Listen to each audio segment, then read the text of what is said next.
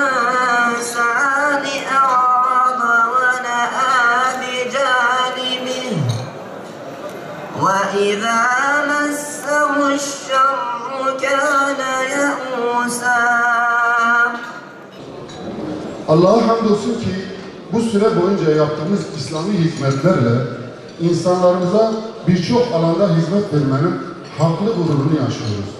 Üyesi olduğumuz Peygamber Sevdaları platformu vesilesiyle her meşrep, camia ve mezhepten Müslümanların meydanlarda Peygamber sevgisini haykırtmasına katkıda bulunuyoruz.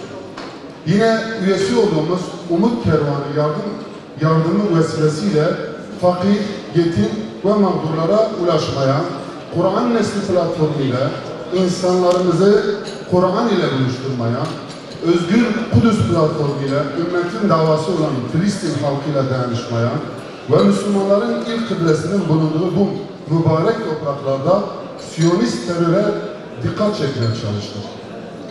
Diyarbakır İslami STK'lara üye olarak Mısır'dan, Suriye'ye, Bangladeş'ten, Myanmar'a, zulme ve zalimlere karşı yeryüzü dolu meydanlara indik. Toplumu ifsad etmeye çalışan şer odaklarına bir set olduk. Değerli, kıymetli misafirlerimiz, hepinizin bildiği gibi Ramazan ayı Resul-i Ekrem'in deyimiyle ümmetin ayıdır.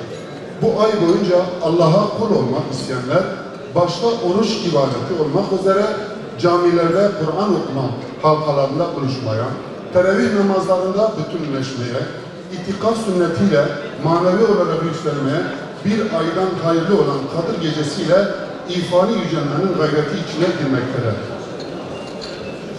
İftarlar insanların giderek birbirinden uzaklaştığı günümüzde aramızda kardeşliği pekiştiren yakınlaşma veya dayanışma duygusunu ayyuka çıkaran bir misyon taşıyor.